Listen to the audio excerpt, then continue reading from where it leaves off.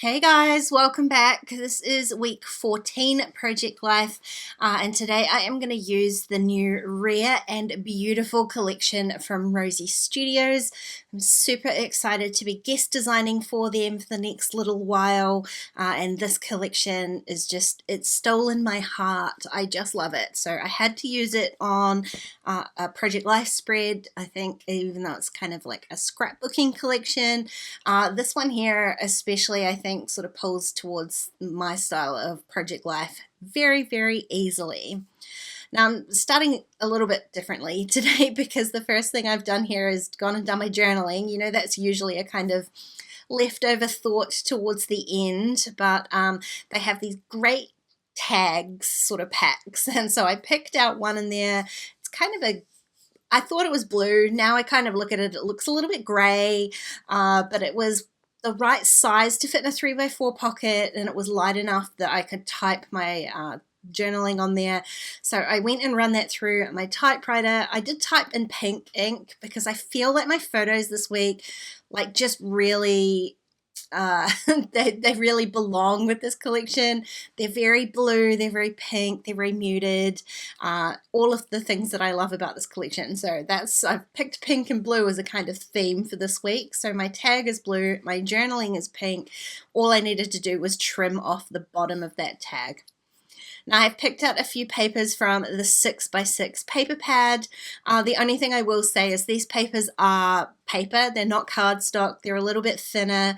I don't necessarily mind that for Project Life. It does tend to make the albums a little bit thinner, but I will say you do need to be a tiny bit careful putting these things into pockets because they can crease and fold just a little bit.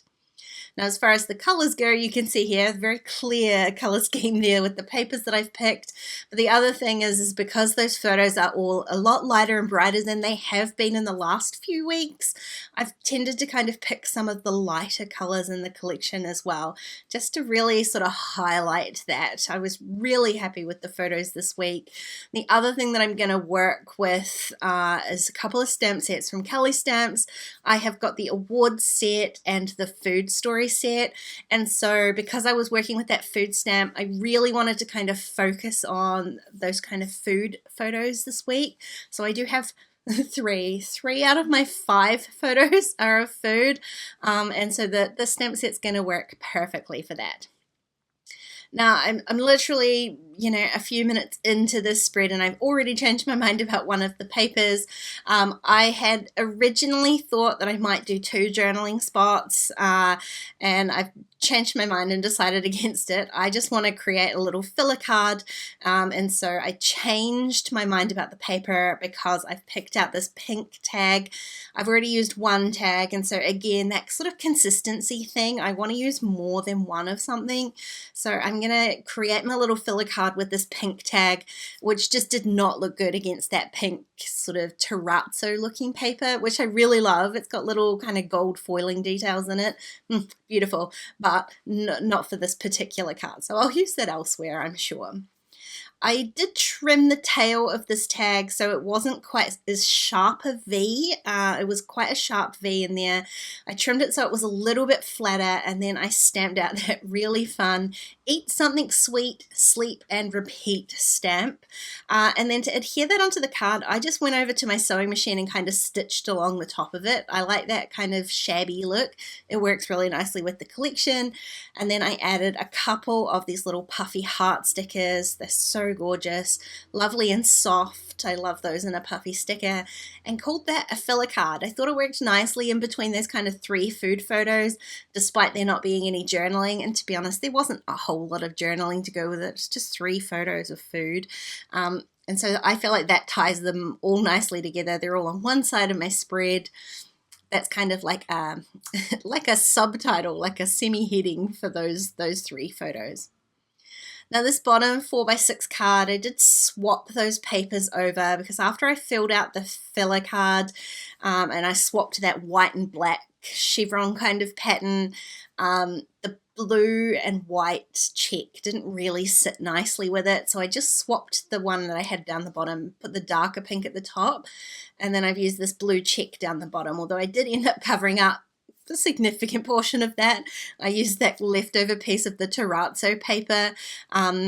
There wasn't kind of enough contrast between those two papers, so in between there I added some black glitter washi, which is the worst washi tape I've ever had. It has absolutely zero stick, so I end up having to use my tape runner to adhere that down.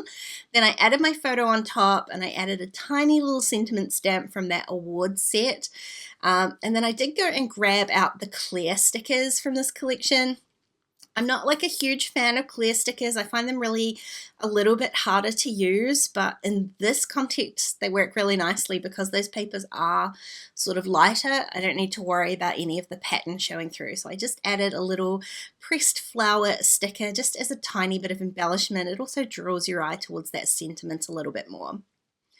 Now for the photo of my pink here, I'm going to use the actual like award building stamp. I grabbed a very light blue ink. It is pretty hard to see here on camera. You can see the darker circle.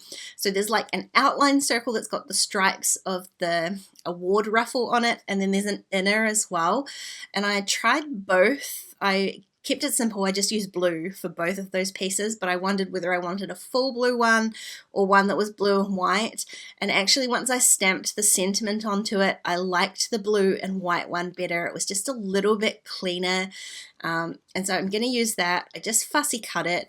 When I stamped the sentiment onto there, I did stamp it towards the bottom half of that circle because I knew I was going to end up adhering this like off the edge of the top of my photo, and so I didn't want to cut off the sentiment in any way.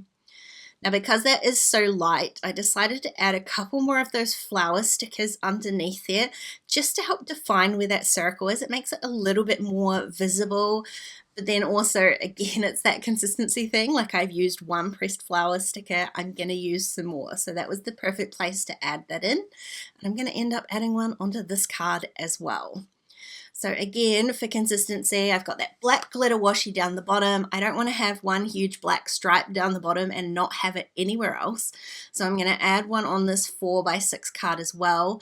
This time I'm not adding the second pattern paper. I'm just adding the black glitter stripe. I'm going to add my photo, but this time to sort of soften that black washi a little bit, I'm going to add another one of those tags. And again, the repetition, so that gives me 3 tags. That makes my heart happy. That's my third repetition there of the tag. So, but it also, you can see, it covers up a significant portion of that black washi and just stops it being quite as heavily black, especially at the top of the page.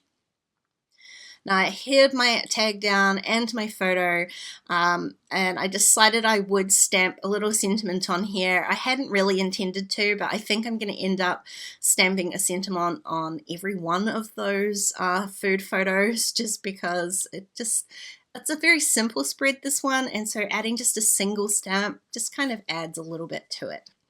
This one's not going to be a single one though. I'm going to stack a couple of sentiments here, just one under the other. One's a little bit darker because that tag has some like writing printed onto it.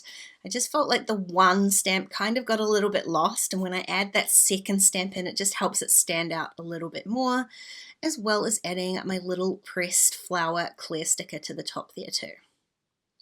Now, like I said, I am going to add another stamp as well.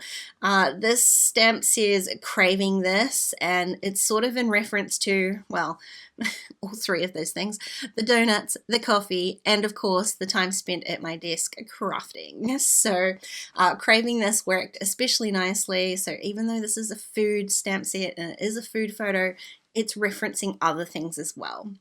And I decided that I would add a little stamp here next to Lily begging for a sausage muffin. The What Diet stamp worked perfect for that. She's not really supposed to have that sort of thing, but it is her favorite, and I can't resist that tiny little face. So that's really the whole spread done.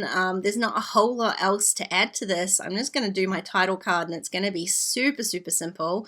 I've got these fun puffy alphas here. The thing I love about them, you can already see they have numbers. So it's my favorite sort of alpha set when it involves numerals as well.